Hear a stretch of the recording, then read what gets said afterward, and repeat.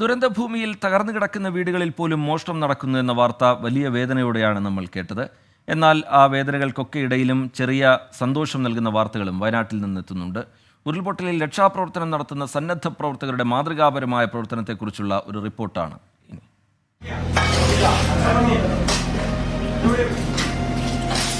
ഒഴുകി വരുന്നത് ജീവനെടുക്കാൻ പോന്നതെന്ന തിരിച്ചറിവിൽ ഓടി രക്ഷപ്പെട്ടതാണ്.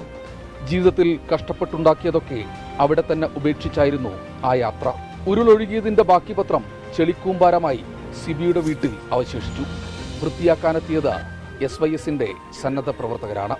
തിരച്ചിലിനിടയിൽ ഒരു കുഞ്ഞു പെട്ടിക്കുള്ളിൽ അവർക്കത് കിട്ടി. ഓപ്പൺ ചെയ്തത് അധികമൊന്നുമില്ല. ഇതിനകത്ത് കുറച്ച് കമ്മലുണ്ടാവും. ഇതിനകത്ത് ഒരു 5 ഗ്രാമിന്റെ ബിസ്ക്കറ്റ്, 5 ഗ്രാമിന്റെ ബിസ്ക്കറ്റ്, ഇതൊരു 6 പവന്റെ മാല. ഏതാണ്ട് 50ഓളം പവൻ വരുന്ന സ്വർണമായിരുന്നു വീടിനുള്ളിൽ നിന്ന് കിട്ടിയത്. സന്നദ്ധ പ്രവർത്തകർ അത് തിരികെ നൽകിയപ്പോൾ സിബിയുടെ കണ്ണിൽ നിറഞ്ഞ സന്തോഷം. കെട്ട വാർത്തകൾക്കിടയിലും ചെറിയ ആശ്വാസം. നമ്മുടെ മലയാളത്തിന്റെ സത്യസന്ധത.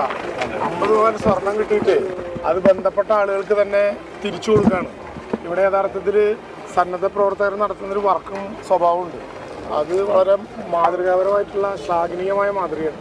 മനുഷ്യൻ എത്ര ചെറുതെന്ന് കാണിച്ചു തന്ന ദിനങ്ങളിലൂടെ കടന്നു പോകുമ്പോഴും ഉള്ളതെല്ലാം നഷ്ടപ്പെട്ടവരെ പോലും കൊള്ളയടിക്കാനെത്തുന്നവർക്ക് ഇതിലും നല്ല മറുപടി വേറെന്ത്?